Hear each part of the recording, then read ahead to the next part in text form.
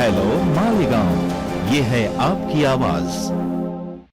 मालेगाव शहरात नदीकाठी आई माऊलींचं स्थान आहे. इकडे आई माऊलींकडे येण्यासाठी थोडा रस्ता होता, पण इथे नगरपालिकेने इतकी अस्वच्छता केली आहे का या आमच्या आया बहिणी अंघोळ पांघोळ करून पवित्रता राखण्यासाठी कपड्यावर डाग न पडता इथे आल्या, परंतु त्यांना येताना ह्या ड्रेनेजच्या पाण्यातून या गटरीच्या पाण्यातून यावं लागतं. आम्हाला लाज कशी वाटत नाही आणि या महानगरपालिकेला सांगून सुद्धा काही करायला तयार नाही.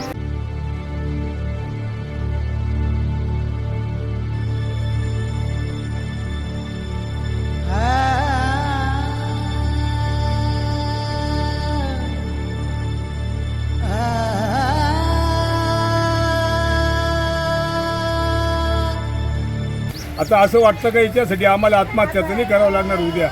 मग आम्ही फुकट वेगळी हिंदुत्व मिरवतो का? जर हिंदूंच्या देवता जर गटरीच्या पाण्यात जात असतील आणि त्या ठिकाणी जर असं पूजा चालू असेल तर मी म्हणतो मला तरी जगायचा अधिकार नाही. मला असं वाटायला लागलं आता. आमच्या वडलोपारच्या आया माऊल्यांचं स्थान आहे.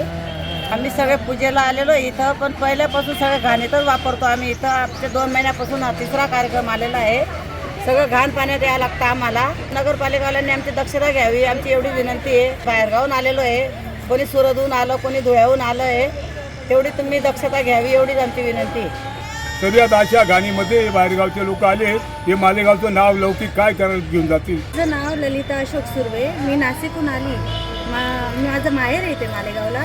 मी इथे माऊलींच्या आई माऊलींच्या कार्यक्रमासाठी आलेली इथे आसरांच्या बाचेच्या गावासाठी.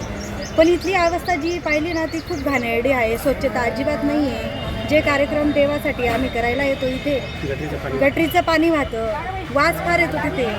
त्याच्यामुळे कसं म्हणजे ते देवांकडे चालायला सुद्धा जागा नाही. आणि आपण पूजेसाठी एवढं स्वच्छता एवढं करून एवढं निवत पाणी घेऊन येतो, पण त्याचं काहीच म्हणजे उपयोग होत नाही. इतकं घाण वास येतो इथे गटरीच्या पाण्याचा. आणि सगळे पाहुणे मंडळी आलेले बाहेरगावचे, त्यांना आम्ही बोलवलेलं आहे, पण ते सुद्धा म्हणजे इतकं घाण जागेत कसं काय तुम्ही पूजा करतात असं ते बोलतात.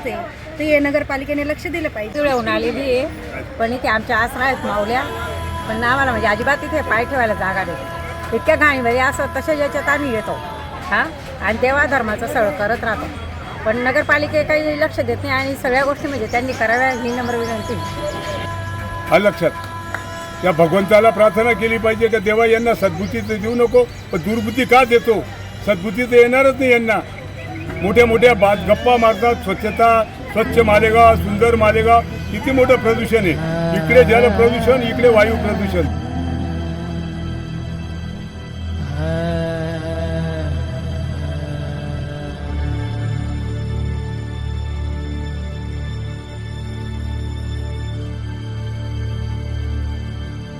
नमस्कार, जय श्रीराम. आज आम्ही रस्त्याने येताना इथं बघितलं आमच्या वर्षानुवर्षाच्या आमच्या आय माऊली, ज्या ठिकाणी लहान मुलांचं बारसं होतं, ज्या ठिकाणी शेंडी द्यायचा कार्यक्रम असतो.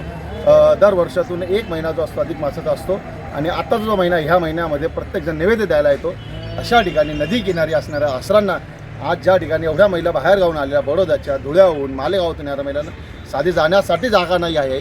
जर हे फक्त हिंदू धर्माच्याच मंदिरावरती होतं, जी महापालिका जर का इथल्या खालच्या लेवलला साधी साफसफाई करू शकत नसेल, जवळच्या जवळ जे महानगरपालिकेच्या पायथ्याशी जे मंदिर आहेत त्यांची जर का एवढी घाण विटंबना असेल तर हे कोणत्या अँगलने आणि कोणत्या हिशोबाने हे गावाच्या स्वच्छतेच्या बाबतीत गोष्टी करताय मोठमोठ्या अशा आयुक्तांना आणि अशा पदाधिकाऱ्यांना, अशा शासनाला याबद्दल कधी लाज वाटावी आणि आमच्या हिंदू धर्मांवरती होणाऱ्या अत्याचारांवरती कधी हे आम्हाला न्याय मिळवून देतील.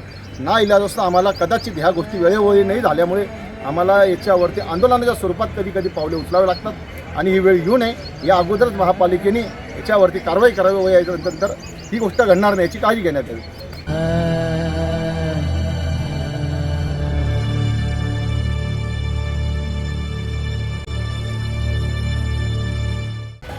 ह्या हिंदूंच्या देवदेवतांची अशी अवस्था आहे, म्हणून या महानगरपालिकेचा मी जाहीर निषेध करतो. हेलो मालेगांव, ये है आपकी आवाज।